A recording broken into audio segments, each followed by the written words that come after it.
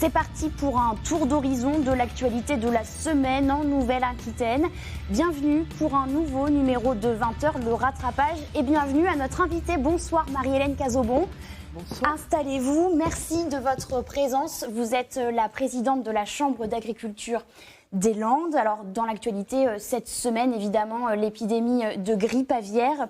Alors, vous êtes vous-même concernée puisque vous êtes éleveuse de canards gras. Votre élevage contaminé par le virus a dû être abattu. Alors, première question, comment est-ce qu'on vit une situation pareille ? Difficilement, comme tous les producteurs qui sont touchés aujourd'hui. Vraiment très dur. Toute votre production a été abattue ? C'est ça, oui.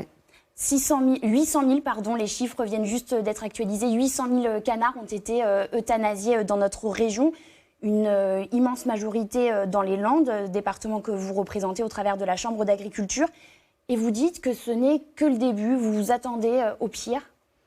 Alors, ce n'est que le début parce qu'effectivement, la zone qui a été touchée, c'est la zone, le cœur de production de la production du canard dans les Landes, c'est la zone de la Chalosse, où on trouve beaucoup d'exploitations de type familial, avec chacun des élevages, des petits élevages, mais sur une zone assez réduite où il y a beaucoup d'exploitations. Et c'est en cela que voilà, c'est très compliqué parce qu'aujourd'hui, quasiment tous les élevages sont touchés.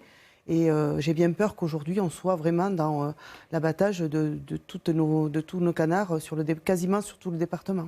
Vous l'avez dit à vos éleveurs dans un courrier que vous leur avez adressé cette semaine.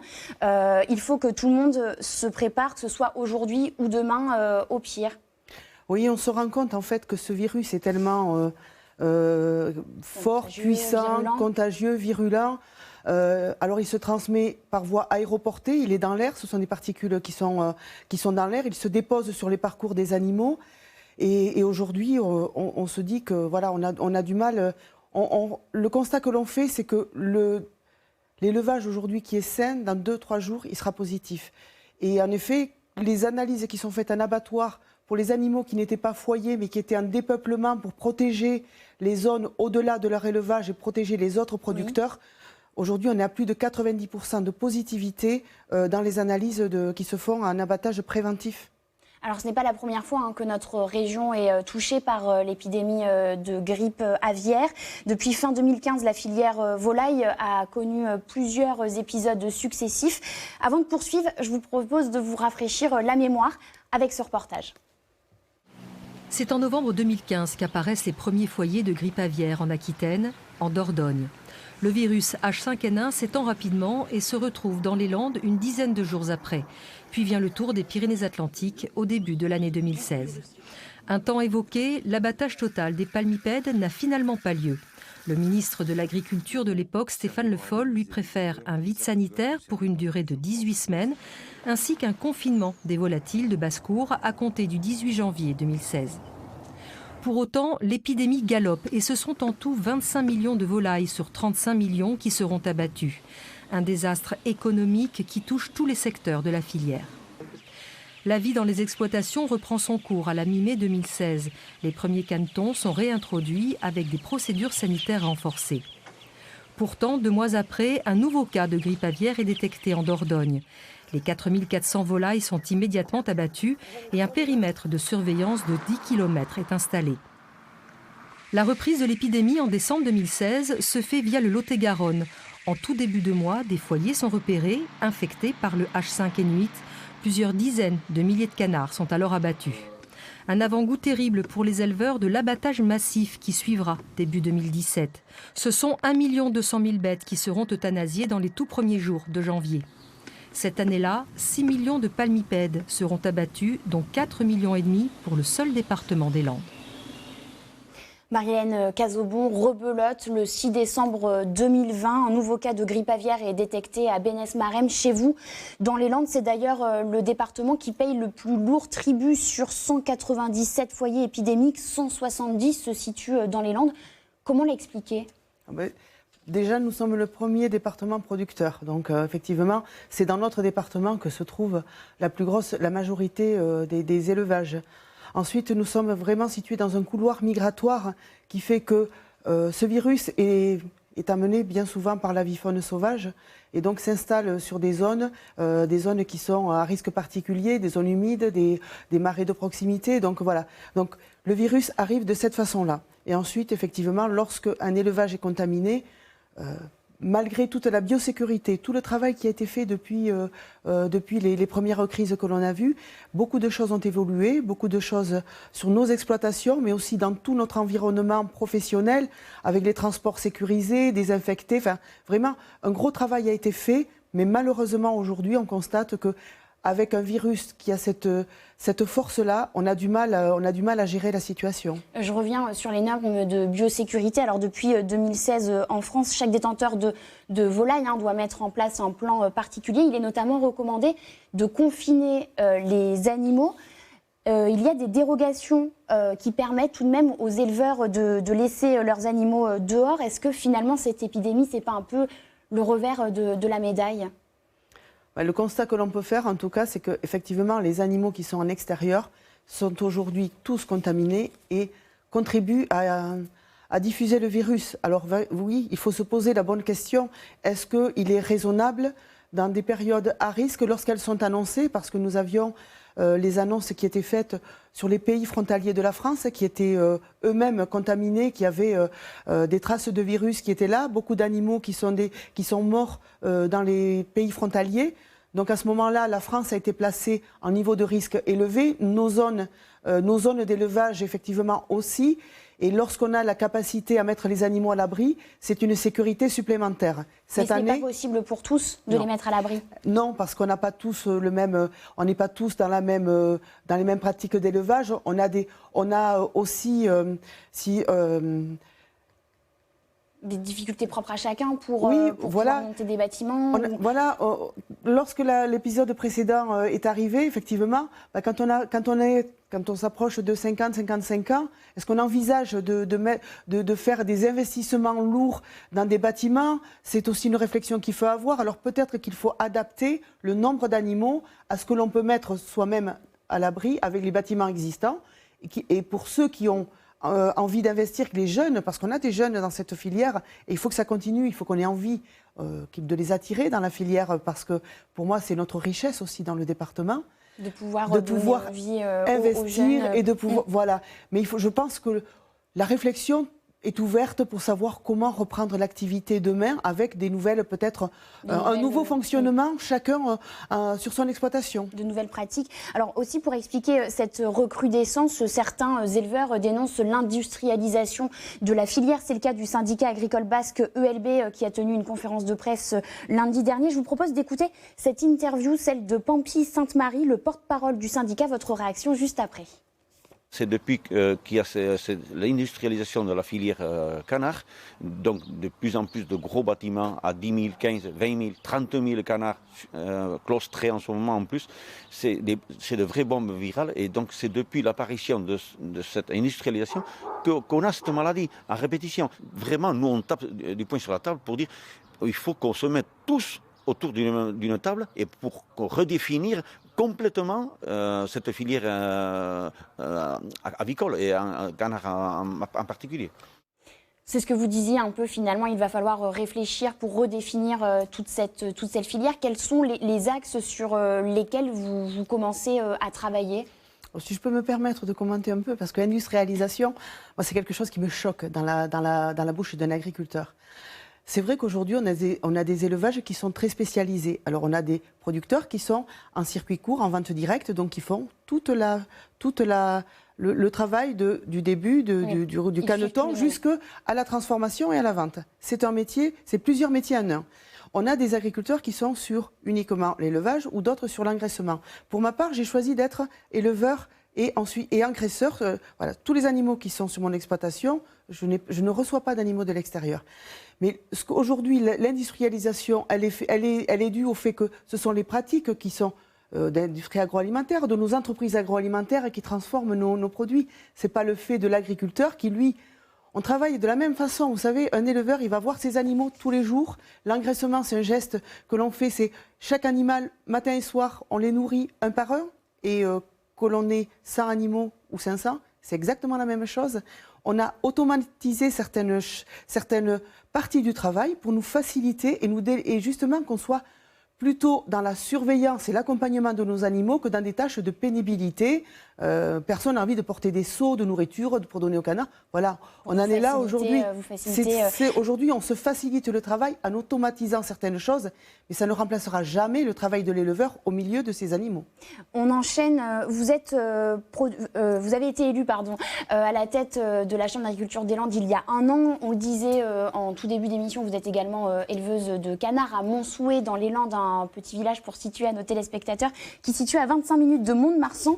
Donc cette épidémie de grippe aviaire, vous la côtoyez, vous la vivez au quotidien. Le reportage qui va suivre va évidemment faire écho à votre quotidien, direction la commune de Mugron, chez vous, dans les Landes.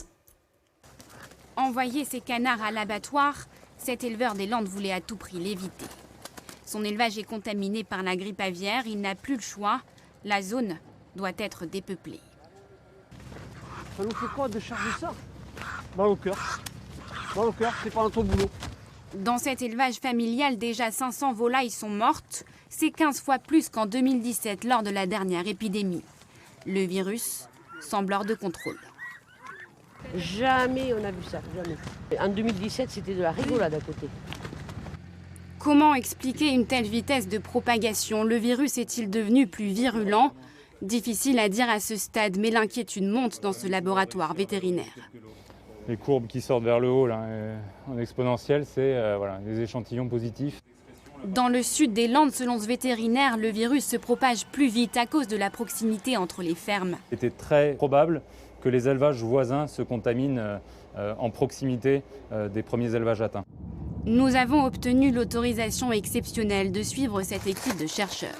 On est prêt. Les précautions sont drastiques, l'élevage est probablement contaminé. À l'intérieur, prélèvement PCR, prélèvement de l'air et même des surfaces. Par ces gestes, ils tentent de mieux comprendre la vitesse de propagation du virus. La charge virale serait une explication. On pense que le taux de diffusion du virus dans un poulailler infecté est extrêmement rapide. Il explique sans doute le fait qu'on ait des contaminations aussi rapides et un tableau épidémique aussi fulgurant à l'échelle du département des Landes et du Sud-Ouest. Cette année, le virus de la grippe aviaire parcourt jusqu'à 5 km par jour. C'était 5 km par semaine en 2017. Vous vivez ce qu'ont vécu les producteurs que nous avons vus au tout début de ce reportage. La semaine dernière, vous avez rencontré le ministre de l'Agriculture, Julien de Normandie, et vous en avez profité pour souligner la lenteur des services de l'État. Qu'est-ce qu'il s'est passé? Les décisions ont été trop longues à prendre, à venir? Alors on est tombé sur un début d'épidémie qui est tombé sur une fin d'année. Et effectivement, nous, la profession, Chambre d'agriculture, le CIFOC, tout le monde était très mobilisé sur le terrain parce que c'est le quotidien de nos agriculteurs et on se doit d'être présent. Voilà, on a vu la lenteur de décision que... Dès qu'il faut remonter des informations, en fait, ça prend trop de temps. Oh, exactement, on a une chaîne de décision qui est trop longue et quand les propositions sont faites sur le terrain pour essayer de mettre en place des choses, pour surtout essayer que le virus ne se diffuse pas plus et de circonscrire au maximum dans la zone où il est, le temps que les décisions redescendent, les propositions que l'on fait redescendent, il est déjà trop tard. Et le virus est passé ailleurs. Et c'est ça qu'on a du mal à comprendre, nous qui sommes du terrain, qui sommes sur nos exploitations, qui sommes au niveau de la Chambre d'agriculture, en accompagnement des agriculteurs, ou aussi FOG, l'interprofession qui a tous les niveaux de décision, en tout cas qui est là pour accompagner et pour essayer de faire comprendre les décisions qui sont prises par l'État. On est déjà un temps de retard. Alors, le ministre de l'Agriculture a rappelé le haut degré de contagiosité entre les volailles. Alors, dans notre région, il y a un département qui, pour l'instant, est préservé. Vous l'aurez deviné, il s'agit de la Dordogne, qui compte tout de même 800 élevages avicoles. La filière s'organise face à une situation de plus en plus alarmante. Regardez ce reportage. La Dordogne sur le pied de guerre pour éviter que l'influenza aviaire ne touche son territoire. Ce matin, services de l'État et représentants des filières volailles et palmipèdes étaient réunis pour définir un plan de bataille. Priorité, compartimenter le territoire pour préserver le Périgord du virus. Et quand on parle de compartimentation, c'est-à-dire quelque chose de strict qui ne concerne pas seulement les mouvements d'oiseaux, mais qui concerne aussi les mouvements de tous les intervenants en élevage, que ce soit des livreurs d'aliments, des écarisseurs, des équipes de ramassage, des vétérinaires. Voilà, c'est-à-dire que chacun ait une activité dans un secteur ou un autre, et pas à la fois dans les deux secteurs, le secteur sain et le secteur contaminé. Car le virus qui touche actuellement les élevages des Landes et du Gers semble bien plus virulent que les années précédentes. Il s'étend 7 fois plus vite qu'en 2017 et les éleveurs périgourdins sont bien conscients qu'un rien pourrait mettre le feu aux poudres. Alors bien sûr, il y a une grosse inquiétude dans la filière. Aujourd'hui, il y a des mesures qui sont appliquées par les organisations de producteurs et par les producteurs qui ne sont pas forcément inscrites dans la loi. On segmente les mouvements et tout ça. Donc tout va dans le bon sens et tout est fait, je dirais, pour protéger notre département. Reste que le secteur est fortement dépendant des flux entre territoires, notamment vers et depuis les couvoirs. Dans les heures à venir, la Dordogne devra donc se coordonner avec les départements alentours. L'objectif, c'est que tout le monde soit au même niveau de sécurité et que les nécessités d'approvisionnement de la filière pour qu'elle ne s'arrête pas définitivement soient les mêmes. Avec cette nouvelle menace, ce sont plus de 800 éleveurs périgourdins qui craignent de voir leur filière bouleversée, alors qu'ils se remettent tout juste de la précédente crise de 2017. Les éleveurs de Dordogne sont désormais interdits de s'approvisionner auprès des couvoirs landais. C'est une double peine finalement pour les éleveurs de votre département, puisque c'est toute une chaîne de fabrication, tout un maillon qui est touché par ce virus. Oui, mais justement, on est en train de se poser la question de savoir réglementairement si c'est si réglementairement c'est correct, sachant que les couvoirs sont des sites sensibles et protégés. Donc, toutes les précautions sont prises. Il y a des protections de biosécurité qui sont au-delà de ce qui peut être fait chez un particulier quand même, chez un éleveur, et des analyses très régulières. Et si le couvoir se trouve en zone indemne, parce que heureusement, on a quand même des zones indemnes où le virus ne circule pas, oui. Donc avant que les couvoirs puissent livrer un élevage, dans quel endroit que ce soit, même département ou autre. En tout cas, il y a des analyses qui sont faites avant de partir au niveau du couvoir des animaux et sur le site qui va recevoir les animaux. Donc il y a vraiment 2 contrôles qui peuvent permettre justement de sécuriser l'approvisionnement. Et les transports eux-mêmes ont été sécurisés depuis la dernière crise avec vraiment un protocole sanitaire qui est aujourd'hui très au point. Et aujourd'hui, on peut se féliciter que le transport n'a pas été listé en termes de diffusion du virus, puisqu'on a vraiment mis en place des protocoles qui fonctionnent à ce niveau-là. Alors Marie-Hélène Cazobon, nous allons refermer cette page largement consacrée à la grippe aviaire pour nous intéresser au reste de l'actualité de la semaine. Alors sans surprise, c'est le moment d'évoquer la généralisation du couvre-feu à l'ensemble du territoire à partir de 18h. Désormais, l'annonce a été faite jeudi par le Premier ministre Jean Castex. Une décision prise pour tenter toujours d'enrayer l'épidémie de Covid-19. Le nombre de contaminations reste élevé. Pour l'heure, près de 250 000 Français ont été vaccinés. Dès lundi, cette campagne de vaccination s'adressera aux plus de 75 ans. Concrètement, comment cela va-t-il se passer? Les explications avec ce reportage. Le service de vaccination, bonjour. Le téléphone n'arrête pas de sonner. Une ligne a même été ouverte spécialement et le planning se remplit à vue d'œil. Voilà, donc c'est noté pour demain, pour les 3 personnes à l'hôpital de Confolens. Quels sont les délais? On essaie de faire au plus vite 1 à 2 journées. C'est ici où les professionnels de santé se font déjà vacciner, que pourront également le faire les personnes de plus de 75 ans dès demain matin. Là, on arrive dans l'espace où ceux qui ont été vaccinés peuvent rester pendant un quart d'heure. Le médecin consulte ici et l'infirmière. Et donc, notre idée, c'est d'avoir plusieurs lieux de consultation pour les médecins prochainement. Le centre hospitalier de Confolens espère vacciner près de 160 personnes par jour. Et pour y arriver, le directeur a renforcé les équipes. J'ai recruté une secrétaire en plus pour 1 mois qui commence à 14h. J'ai des médecins retraités ou des libéraux qui viennent nous aider. Des médecins de l'hôpital qui vont travailler un peu plus pour donner des plages complémentaires. Il y a des infirmières retraitées qui viennent nous aider.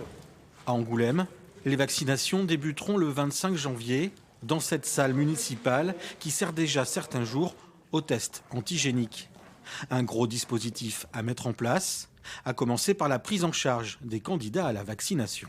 C'est la question aussi logistique sur le sujet des transports pour les personnes les plus isolées qui n'ont pas forcément, on va dire, de voisins qui peuvent les emmener pour pouvoir donc se faire vacciner. En plus des dispositifs municipaux, les 6 centres hospitaliers du département proposeront également de se faire vacciner à partir du lundi 18 janvier. Marie-Hélène Cazobon, restons au chapitre de la Covid-19 avec cette étude scientifique à Limoges. Des chercheurs tentent de mieux comprendre le virus en le traquant dans les eaux usées. Regardez. Pascal Clouselot est égoutier, mais ces derniers temps, il s'est transformé en véritable auxiliaire de santé. Ce matin, il réalise un prélèvement dans une station de captage des eaux usées en bord de Vienne.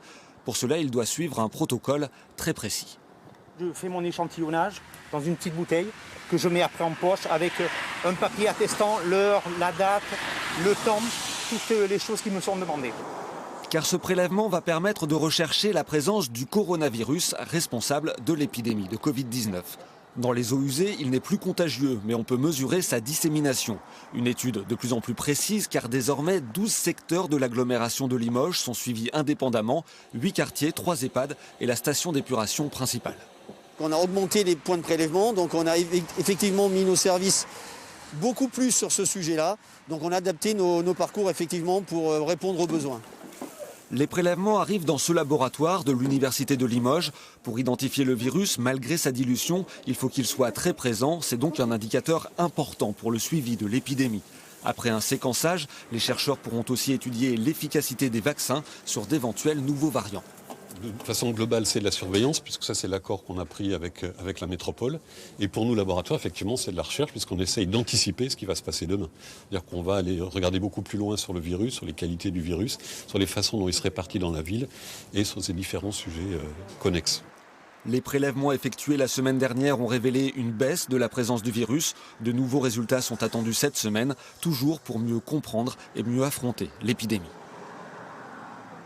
Et on reste à Limoges avec cette image, l'incendie d'un pylône de télédiffusion qui permet la retransmission notamment de la radio et de la TNT. Plus d'1 million de personnes en Haute-Vienne, mais aussi en Dordogne, en Corrèze ont ainsi été privées des ondes. Un comité anti-5G a revendiqué cet acte. Une enquête est en cours. Et on change de registre avec cette initiative menée par des étudiantes de l'Université de La Rochelle. Alors moi, ça m'interpelle et je pense que ça va également vous interpeller en tant que femme. Marie-Hélène Cazobon, ces jeunes femmes se mobilisent contre la précarité menstruelle qui touche près de 2 millions de femmes en France. Acheter des protections périodiques peut coûter très cher aux étudiantes, surtout quand elles n'en ont pas les moyens. C'est ce que constate au quotidien Clémence et Clara. Alors là, le prix d'un paquet donc de 10 protections, c'est 2,22 €. 2,22 €, l'équivalent par exemple de la moitié d'un repas complet au restaurant universitaire. Mis bout à bout, certaines étudiantes peuvent ne plus pouvoir acheter par exemple des fruits ou des légumes ou ne plus pouvoir manger un midi pour pouvoir se financer leur protection le mois où elles en ont besoin, lors de la semaine où elles en ont besoin. C'est un gros budget. C'est un gros budget, oui, indéniablement. La précarité menstruelle touche 20% des étudiantes en France. Face à cette difficulté, ces deux amies ont décidé d'installer 4 distributeurs dans l'Université de La Rochelle pour mettre à disposition gratuitement des protections hygiéniques. Une initiative soutenue par leurs camarades. J'ai passé ce souci-là, mais j'en entends beaucoup parler, que ce soit par des proches de ma famille, de mes amis. Et c'est un truc qui devrait être plus mis en avant. Il y a beaucoup de pays qui se sont mis à passer justement les protections hygiéniques de manière gratuite. Mais c'est vrai qu'en France, on n'a jamais vu de vrais projets ou même à échelle locale, il n'y a pas vraiment de vraies personnes qui s'investissent justement pour régler ce problème. Donc c'est vraiment un beau projet. Aujourd'hui, une bonne nouvelle. Ah, trop bien! Elles viennent de recevoir 4 000 € de subventions. Des aides financières précieuses et des dons, comme ces serviettes hygiéniques. C'est très important pour nous parce qu'on veut absolument rendre ce service gratuit pour les étudiantes. C'est très important parce que aucune femme devrait être gênée en fait d'avoir des problèmes avec ses menstruations. Et ça ne devrait pas être un tabou en société à mon sens. Derrière ce projet, une volonté de libérer la parole et de sensibiliser autour des questions liées aux menstruations. On s'est rendu compte que les jeunes filles, elles avaient plein de questions sur la physiologie, l'anatomie. Voilà, c'est aussi briser le tabou par rapport à tout ça et poser toutes ces questions sur le corps féminin, des questions auxquelles elles n'ont encore pas forcément de réponse. Ces distributeurs devraient être mis en place d'ici la fin février. Marie-Hélène Cazobon, je suis sûre qu'il vous a accompagné lors de vos soirées télé, qu'il vous a peut-être aussi fait rêver ou donner envie de voyager. Georges Pernou, présentateur historique de Thalassa, nous a quittés cette semaine à l'âge de 73 ans. Retour en images sur sa carrière et sur ses attaches dans notre région. Son nom était indissociable du magazine Thalassa, un générique, une musique et un visage. Bonsoir, toute l'équipe Thalassa vous souhaite bon vent. Celui d'un capitaine de navire au long cours à la tête d'une équipe, presque un équipage envoyé aux quatre coins du monde. Je suis très triste parce que c'était un compagnon de route, c'était un collègue, c'était un rédacteur en chef formidable, humain, partageur. Et c'était peut-être d'une certaine manière la télévision à l'ancienne qu'on a chérie. En tant qu'ancien caméraman, il avait le sens de l'image, il avait le sens du récit, il avait le sens de l'épopée. C'est en traversant l'Atlantique qu'il avait découvert la passion de la mer. Mais c'est en Dordogne que Georges Pernou avait trouvé son port d'attache en épousant une périgourdine originaire de Monestier. Georges est considéré ici comme un petit peu quand même l'enfant du pays. Il a toujours participé, que ce soit pour les associations, les manifestations, les inaugurations. Georges était tout le temps là, tout le temps, et d'une gentillesse. Il est irremplaçable. Dans la région, on se souviendra de quelques escales, comme ici, à bord du 3-mâts, le Marité. Bonsoir et bienvenue en direct de Bordeaux, le Marité. Une émission spéciale où il fut question du Mascaret et de toutes ces histoires de mer qu'il aimait raconter. C'est triste qu'il nous ait quittés. Lui qui a énormément fait pour faire connaître notre sport, la mer, et puis tous les gens qui aiment la mer, les faire parler, leur donner la parole.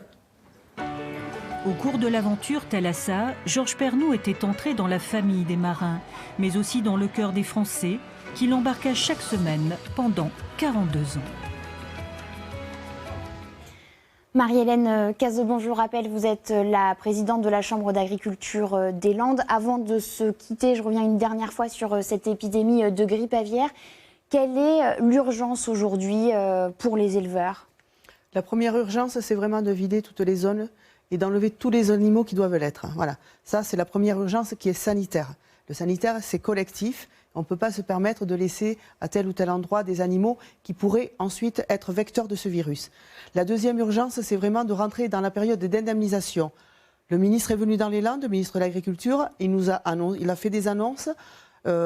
Les pertes de production, l'indemnisation des animaux, les pertes de production seront prises en charge, je l'espère. Ce que nous lui avons demandé, c'est à la hauteur du préjudice subi.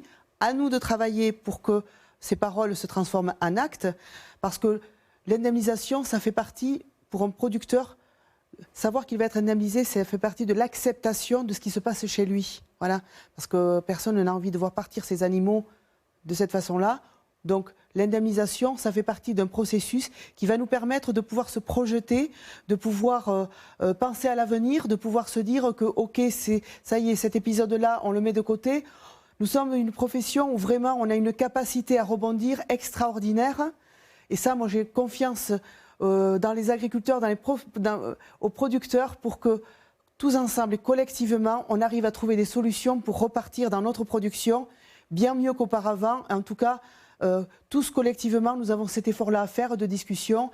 Et demain, on arrivera. Et j'espère continuer pour tous les consommateurs, vraiment continuer à manger nos produits, à consommer ce que l'on fait, parce qu'il n'y a aucun danger par rapport à l'influenza, mais surtout parce qu'ils sont très bons et ça fait partie de la richesse de notre patrimoine. Merci beaucoup, Marie-Hélène Cazobon, de nous avoir accompagnés ce soir. Et merci à vous de nous avoir suivis. On se retrouve la semaine prochaine pour un nouveau numéro de 20h, le rattrapage. Passez une très belle soirée sur Noah.